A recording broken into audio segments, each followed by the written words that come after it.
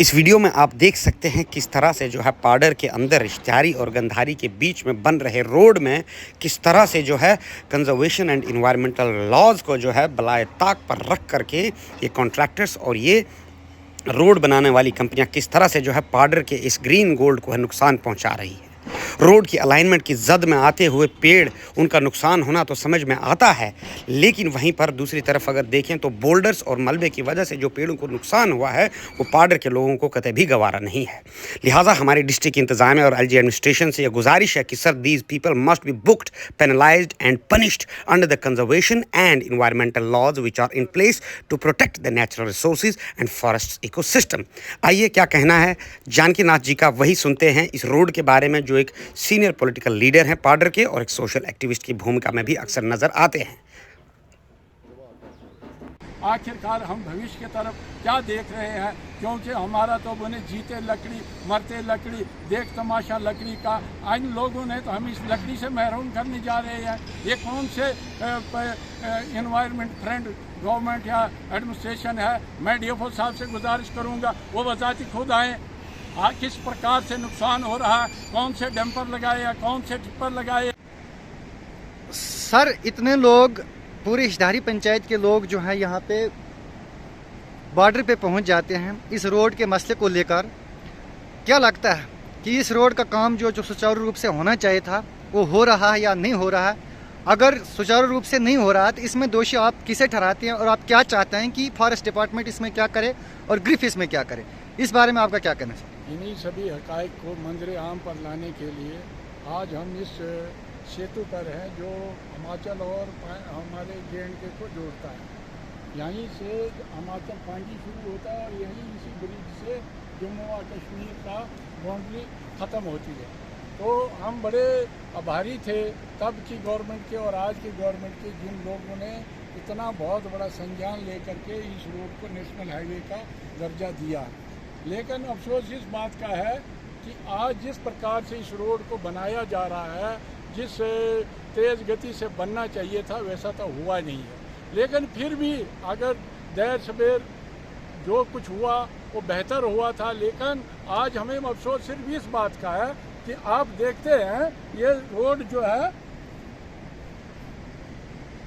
21 मई 2001 को ना किसी छोटे आदमी ने नहीं, बॉर्डर रोड डायरेक्टर जो था, बॉर्डर रोड जनरल जो था, जिसने खुद इस पुल का संज्ञान लिया, पुल का उद्घाटन किया।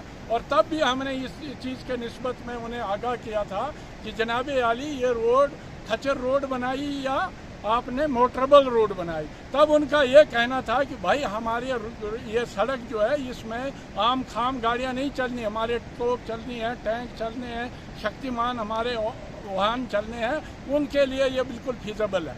हमने फिर भी कहा था जनाब आली आपके एजेंसी ने पूरी गाइडलाइन को जो सर्वे किया था गलहार से संसारी तक, वो बिल्कुल अवॉइड करके मनमाने ढंग से इन्होंने यहाँ इतने जिक्र क्रिएट किए हैं।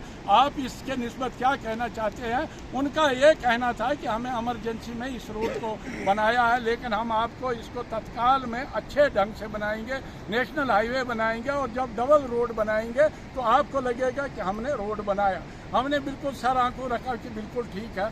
लेकिन आज पिछले 2 सालों से मैं मसलसल जब इन्होंने ये सर्वे किया था तब से लेकर के गवर्नमेंट ऑफ इंडिया और गवर्नमेंट ऑफ JNK के नोटिस में लाया था माननीय वर्ग, आप लोगों को सड़क बनाने के साथ साथ माहौलियात और जंगलात का भी खातर ख्वाह ध्यान रखना चाहिए। लेकिन इन्होंने बिल्कुल बालाए ताक रख करके हम लोगों को गुमराह किया गया कि नहीं जी हम इस रोड को बिल्कुल ग्रेडिंग ले करके इसको जो पीछे जो सर्वे किया था, जो इनिशियली जो सर्वे हुआ था उसी पर जाएंगे। तब ये ब्रिज जो था ये 2800 मीटर की हाइट पर बनना था। अगर उस वक्त उस सर्वे को मान करके चले होते थे तो आज हमको गंधारी रोड बनाने की भी ज़रूरत नहीं पड़ती थी, वही रोड जो थी गंधारी को भी लिंक कर लेती थी। लेकिन इन्होंने तब भी नहीं उस चीज़ को संज्ञान में लिया, ना आज लेने को तैयार है। और हो क्या रहा है आपने बजाती खुद देखा, जिस तरीके से काम चला है। 24 मीटर इन्होंने रोड लेना है। मैं समझता हूँ कि हज़ारों पेड़ जो है उसके जद में आ रहे हैं। जबकि इन लोगों ने जब सर्वे किया था, हमारे साथ एक इनका मुआहिदा हुआ था कि जब हम रोड का काम शुरू करेंगे तो हम अपने गाड़ियां लगाएंगे, डंपर लगाएंगे, टिप्पर लगाएंगे और मलबे को किसी भी सूरत में जंगल में नहीं फेंकेंगे। लेकिन आज आपने बताती खुद देखा कि जितना कि मलबा जो है वो नीचे फेंका जा रहा है और इस तरीके से फेंका जा रहा है कि नीचे नन्हे मुन्ने जितने भी पेड़ जो है उसके जद में आकर के तबाह हो रहे हैं। और यहाँ तक कि जो पेड़ इन्होंने मारे किए थे वो अभी तक एसएफसी को हैंडओवर तक नहीं किए गए हैं और उन पेड़ों को भी किस बेदर्दी के साथ तोड़ फोड़ की जा रही है, जैसे यहाँ कोई न सुनने वाला है, न देखने वाला है, तो न बोलने वाला रहा है।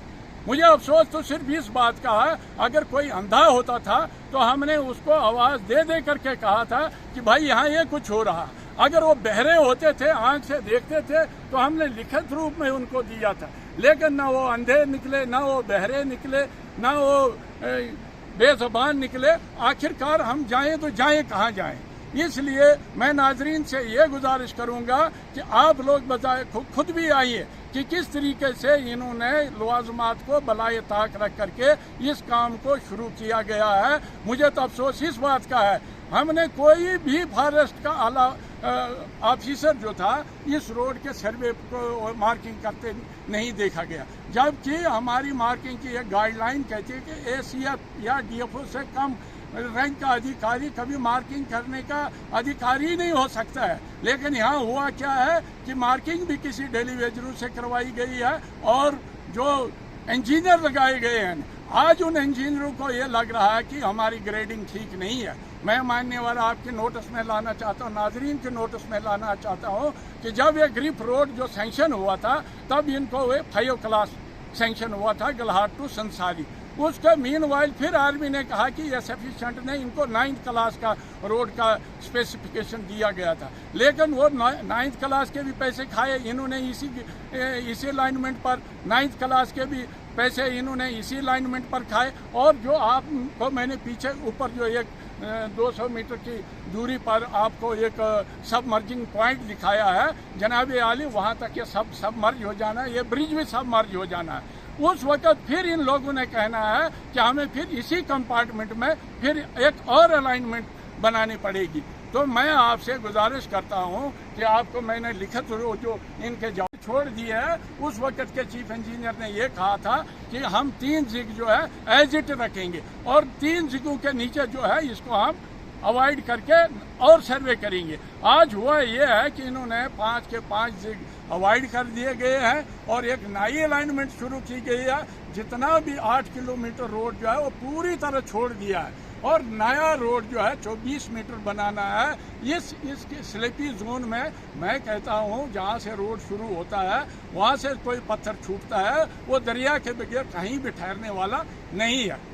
अब अंदाजा आप कीजिए, अब हम किसके पास जाएंगे? मैंने ग्रेवेंसी सेल में डाला था, कहीं डीएफओ साहब भी आए थे, उसने डीसी साहब को यहाँ सपाट पर कहा था मान्यवर हम पेड़ पैदा करने वाले नहीं, हम पेड़ लगा नहीं पाएंगे और न इस किस्म का जंगलात हम दोबारा यहाँ पर उगा सकेंगे। लेकिन हर चीज़ को अनसुना कर दिया गया और डीसी को मैंने खुद जा कर के कहा था मान्यवर हम रोड बनाने के हक में है, लेकिन इतना ज़रूर हम कहते हैं कि जो अलाइनमेंट इनकी पुरानी है इसको आप लोग जो है वाइडनिंग करें, हमारे कोई एतराज़ नहीं। और नीचे जो 3 जिग आप लोगों ने छोड़े हैं इनको भी हम छोड़ने के लिए तैयार हैं, क्योंकि इसमें भी उतना जंगल आने वाला नहीं है, इस किस्म का सरसब्ज़ सोना जो है बर्बाद होने वाला नहीं है। मैंने उस वक्त भी लिखा है, रिटन रूप में भी दिया है और मैंने सुना है कि 10 तारीख को जितेंद्र साहब जो हमारे यहाँ के ऑनरेबल मेंबर पार्लियामेंट भी है और सेंट्रल गवर्नमेंट में मंत्री भी है, उनके भी नोटिस में लाऊंगा कि मैं इस बात को छोड़ने वाला हूँ नहीं।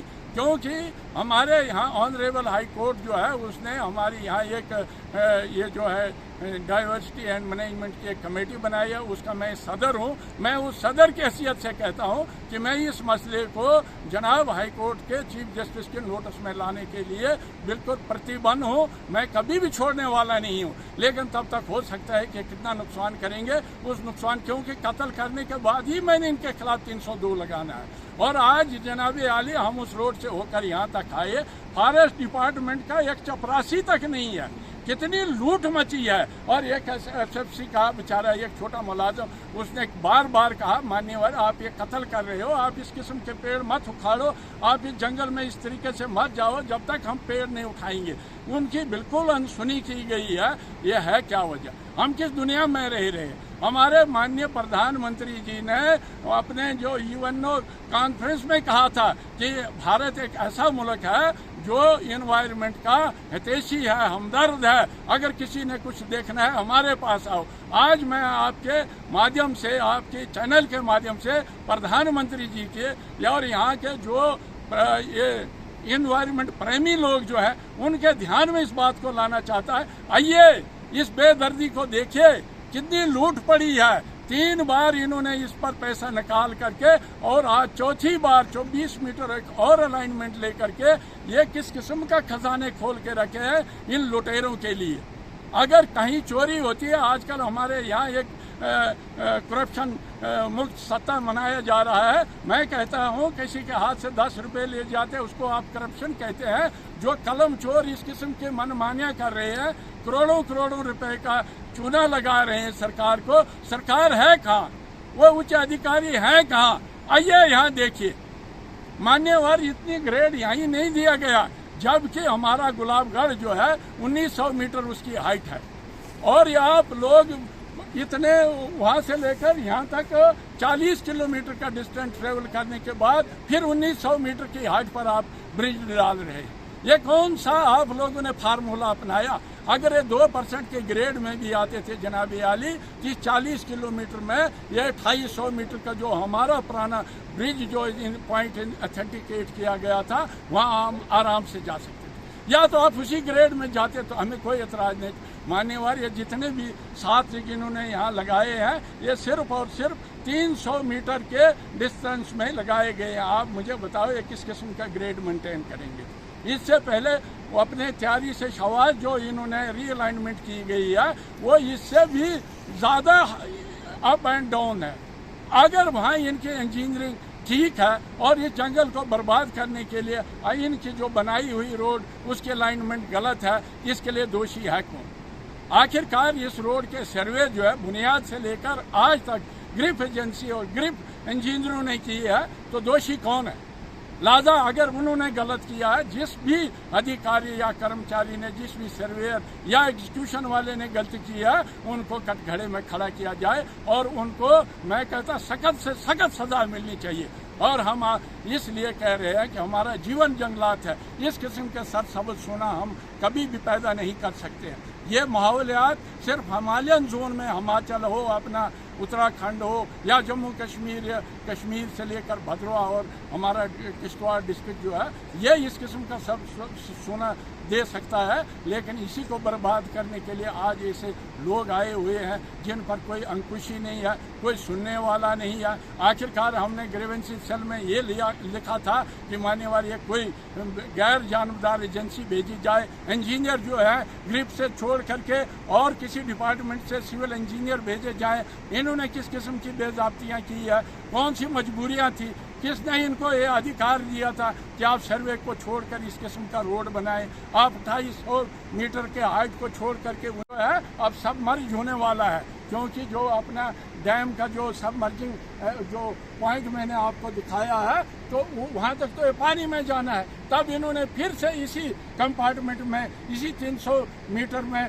और एक अलाइनमेंट ढूंढनी है। आखिरकार हम भविष्य की तरफ क्या देख रहे हैं? क्योंकि हमारा तो बने जीते लकड़ी मरते लकड़ी, देख तमाशा लकड़ी का। इन लोगों ने तो हम इस लकड़ी से महरूम करने जा रहे हैं। ये कौन से एनवायरनमेंट फ्रेंड गवर्नमेंट या एडमिनिस्ट्रेशन है? मैं डीएफओ साहब से गुजारिश करूंगा वो वजाती खुद आएँ, किस प्रकार से नुकसान हो रहा है, कौन से डंपर लगाए हैं, कौन से टिप्पर लगाए हैं। यहाँ तक कि इनका एक छोटा सा छोटा मुलाजम तक नहीं है। आपको मैं ऊपर ये चेक पोस्ट दिखाता है, यहाँ जहाँ 2 फॉरेस्ट और 2 गार्ड होते हैं, यहाँ तो कोई है न, चूहा बिल्ली भी नहीं है। यहाँ से कितनी स्मगलिंग हो करके लकड़ी जो है हिमाचल चली जाती है। कौन है पैरदार? हमारे महाराजा के टाइम से यहाँ एक फॉरेस्ट प्रोटेक्शन चौकी होती थी। आज इतने इस आधुनिक दौर में सब कुछ होने के बाद भी कोई लोग नहीं है या वो अपने घरों में तनख्वाह ले रहे हैं या यहाँ कोई मामूर या ये तैनात नहीं किया गया है, इसके निस्बत भी संज्ञान लेना जरूरी है। मैं इन्हीं शब्दों से फिर एक बार ये कहना चाहता हूँ कि जिस प्रकार से हमने पूरा इसकी जियो टैगिंग की है, इसकी सारी कापियाँ निकाल करके मैं फिर से उच्च अधिकारियों के नोटिस में लाऊंगा कि इस किस्म की बेज़ाब्तियाँ है। वरना आज क्या है जी, हम गूगल में जा करके पूरी की पूरी पिक्चर जो है अपने सामने देख सकते हैं, लेकिन थोड़ी जहमत गवारा करने की आवश्यकता है, लेकिन ऐसा करने नहीं जा रहे हैं। इस चीज़ का मुझे बड़ा अफसोस है, लेकिन हम इसको छोड़ने वाले नहीं। एक हफ्ते के हम इनको मोहलत देते हैं, अगर अधिकारियों ने संज्ञान लिया तो ठीक है, वरना हम पूरी पब्लिक जो है मरण बर्त करेंगे इस जंगल को बचाने के लिए, क्योंकि सरकार और किसी भी प्रशासन को थोड़ा मोहलत देना हमारा मौलिक अधिकार है और हम इस अधिकार का पूरी तरह से पालन करेंगे। इसीलिए मैं आपका ज़्यादा वक्त न लेते हुए, आपने इस ग्राउंड रियलिटी को देखा है, आपने जहाँ वो काम लगा था उसको भी देखा है, किस किस्म का पोल्यूशन फैल रहा है, किस किस्म से इन्वायरमेंट के साथ ये धोखा किया जा रहा है। मैं इन्हीं शब्दों से आपसे अलविदा होता हूँ और आपसे गुजारिश करता हूँ कि आप अपने चैनल के माध्यम से भी जितने भी इन्वायरमेंट फ्रेंडली जो तंजीमें हैं, NGOs हैं, उनसे भी मैं गुजारिश करूँगा कि वो आएँ और ग्राउंड पर देखें किस किस्म का यहाँ अत्याचार हो रहा है। इन्हीं शब्दों से मैं आपसे अलविदा होता हूँ। जय हिंद।